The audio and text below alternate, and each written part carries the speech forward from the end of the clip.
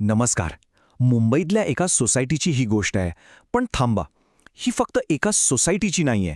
ही कदाचित आपल्यापैकी हजारो लोकांची गोष्ट असू शकते, जे एका व्यवस्थेचा भाग आहेत.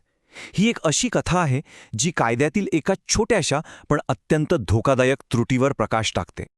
आणि ही सगळी गोष्ट आपल्याला एका खूप मोठ्या, खूप मूलभूत प्रश्नासमोर आणून उभी करते की कायद्याचं राज्य, ज्याबद्दल आपण इतकं बोलतो, ते खरंच अस्तित्वात आहे का?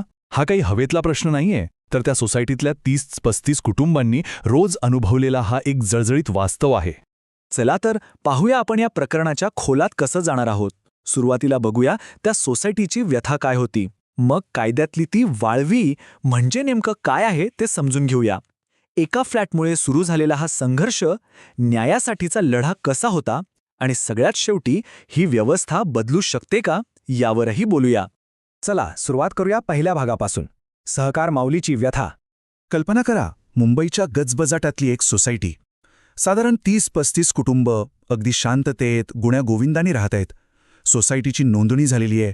दरवर्षीचं ऑडिट अगदी चोख, म्हणजे बाहेरून पाहिलं तर सगळं कसं आदर्शवत, नाही का? पण म्हणतात ना, सगळं काही जसं दिसतं तसं नसतं. या शांततेच्या खाली काहीतरी वेगळंच शिजत होतं. एक अशी समस्या जी घराला आतून पोखरत होती.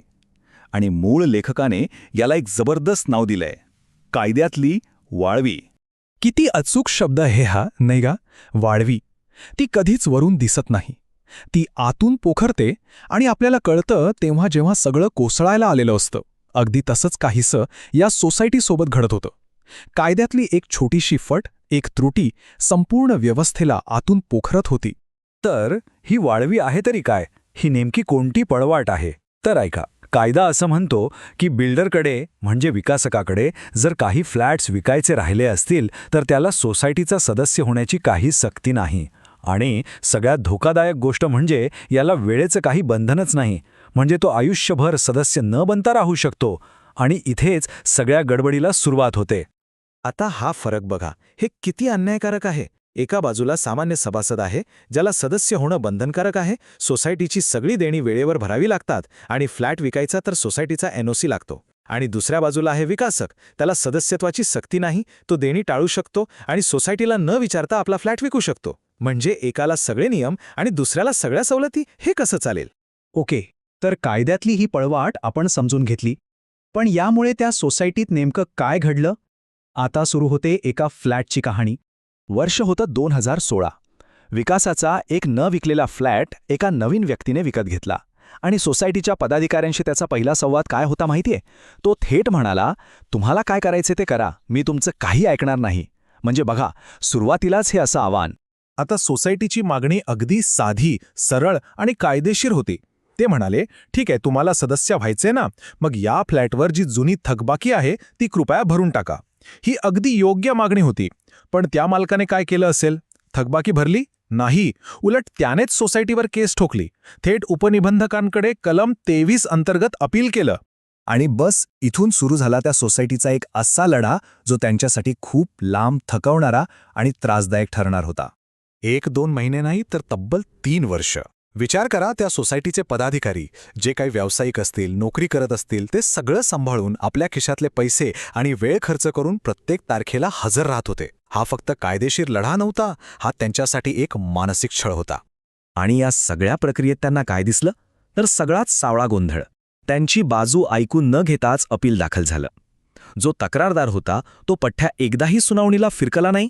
सोसायटीच्या NOC शिवाय बँकेने कर्ज दिलं हा इतका मोठा पुरावा, पण त्याकडे कुणी लक्षच दिलं नाही. म्हणजे असं वाटत होतं की निकाल आधीच ठरलाय आणि हे सगळं फक्त एक नाटक सुरू आहे. शेवटी तो दिवस आला.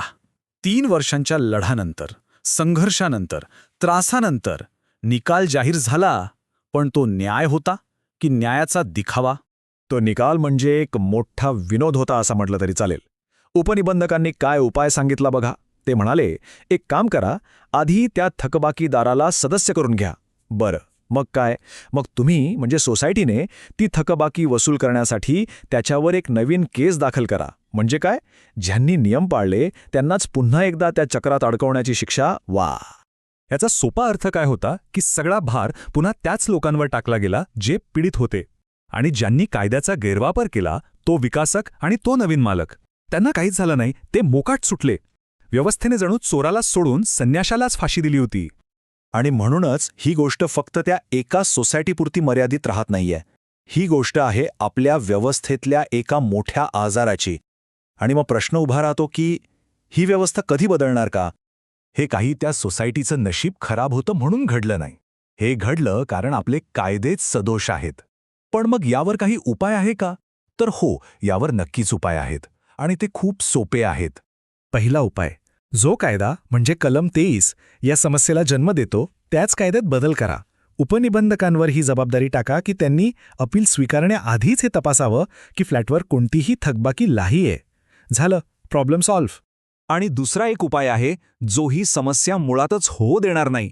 सोसायटीच्या नियमांमध्येच एक बदल करा की कोणताही फ्लॅट विकताना विक्री करारामध्ये एक शपथपत्र जोडावं लागेल की सोसायटीची सगळी देणी दिलेली आहेत, आणि हे शपथपत्र स्टॅम्प ड्युटी ऑफिसमध्ये तपासलं जाईल. म्हणजे व्यवहार होण्याआधीच सगळं क्लिअर. हे उपाय ऐकायला किती सोपे आणि प्रभावी वाटतात नाही का?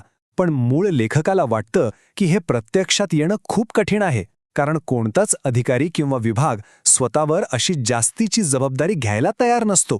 यासाठी लागते राजकीय इच्छाशक्ती, आणि तिचाच तर अभाव दिसतो.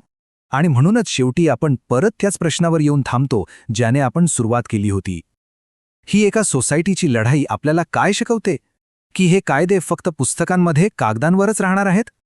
की सामान्य माणूस, सामान्य नागरिक आपल्या हक्कांसाठी एकत्र येऊन आवाज उठवणार आहे? ह्याचं उत्तर आता आपल्याला सगळ्यांना मिळून शोधावं लागेल.